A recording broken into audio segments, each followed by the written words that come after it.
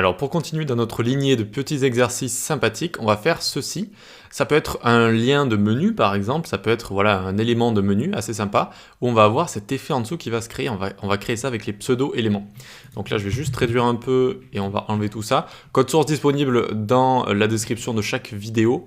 Normalement je fais une sauvegarde de tout, je le mets sur GitHub et je vous mets un lien en description de chaque vidéo. Donc voilà, ici je supprime le code à chaque fois, hein, mais vous pouvez le retrouver facilement. On va se garder rien du tout ici, tac, juste on va mettre un background 333, très bien, et ça va pouvoir commencer comme ça, très bien. Donc on retourne dans notre index.html ici, on va se faire une div avec la classe block menu, et à l'intérieur on va faire un span, un élément de type inline qui sert souvent à rajouter du texte, nav menu item par exemple.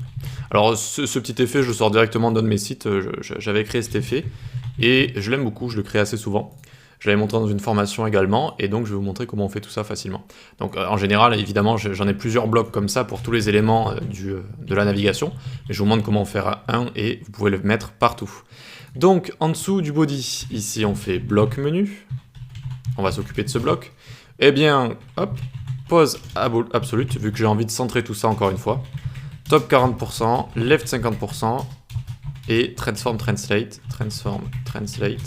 moins 50, moins 50. Très bien. Vous notez que j'ai mis 50%, 40% au top, c'est pour qu'il soit un petit peu plus relevé que parfaitement au milieu. Voilà, très bien, on a notre élément. D'ailleurs, il est en position absolute ici. Est-ce qu'il a un parent, notre bloc menu? Non. Du coup, il est relatif au body, tout simplement. Voilà. Ensuite, on revient ici. On va le mettre display inline block. Parfait, donc maintenant il va juste prendre la largeur de son contenu et non pas toute la largeur, d'accord, que ferait un élément de type bloc. Ensuite on va prendre les spans directement, ici on peut lui mettre un font size 30 pixels, une couleur blanche pour qu'on puisse le voir, F1, F1, F1, text align center, ici ça ne va pas être utile vu que notre élément il est déjà parfaitement centré au milieu, donc pas besoin de mettre de text align center. Ensuite on va mettre juste un font weight histoire de, font weight de 700 pixels, très bien, cursor pointer. Hop, et on va lui mettre font femme Arial par exemple, comme d'habitude, comme ça. Hop, très bien, on a notre élément qui est juste ici, on va pouvoir s'occuper du pseudo-élément. Donc on va faire span, after, on va créer un élément après, ce sera cette petite ligne. Tout le temps, les pseudo-éléments before after, même si on ne met pas de contenu dedans ici, eh bien il faut utiliser la propriété content vide comme ça. Et on display block, car de base les pseudo-éléments sont en display inline. On le fait démarrer à une width de 0 pixels et margin 5 pixels en haut pour le séparer un petit peu du texte. Auto, 0 en bas, auto. Une hauteur de 2 pixels pour créer ce trait. Border radius pour l'arrondir légèrement sur les côtés, ça va être assez subtil mais on le fait. Background on lui met hashtag AAA, c'est un gris comme ça, très bien. Et on va lui mettre une petite transition, tiens, une petite transition sur la width, et ça va durer 0,2 secondes, is out. Is out. Alors pas is in out, j'avais mis is out, c'est-à-dire vitesse normale au milieu et ralenti vers la fin. Ici, je vais revenir dessus quand l'animation sera prête, là, on doit juste écrire la dernière ligne. Donc ici, on va faire span 2.over, quand je survole mon span, alors 2.2. After. Je voulais vraiment vous montrer cette syntaxe qui est un petit peu spéciale et un peu contre-intuitive.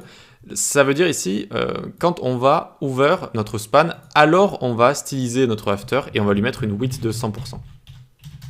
Alors qu'on aurait plus voulu faire ici plutôt un span 2.2.after, 2.over, pour dire que lorsqu'on survole notre pseudo-élément. Mais non, c'est quand on survole span ici.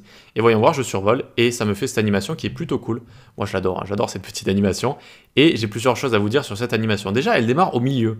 C'est pas normal, normalement une width ça démarre de gauche à droite. Et ça ferait une animation un petit peu moins sympa, enfin différente en tout cas. Et ici en fait, vu qu'on a mis marge 5 pixels auto à gauche et à droite, eh bien si vous voulez, là, à gauche et à droite, il y a une marge automatique. Et donc notre width va s'étendre d'un coup à gauche et à droite comme ça. Et ça nous donne cet effet sympathique. Et donc on remarque bien qu'on fait démarrer la width à 0 et on lui donne ensuite 100%. 100% de quoi? Ça va référer à son parent qui est bloc menu, qui est un display inline block et qui prend donc juste la largeur du contenu. Donc c'est 100% juste du contenu ici. Voilà. Et donc c'est un effet assez sympa et voilà, je voulais vous montrer le genre de choses qu'on peut faire facilement avec des petites transitions, des petites animations. On peut vraiment rendre un site sympathique en améliorant comme ça l'interface de manière générale. Voilà. Allez, bah écoute, on va passer à la suite, c'est parti.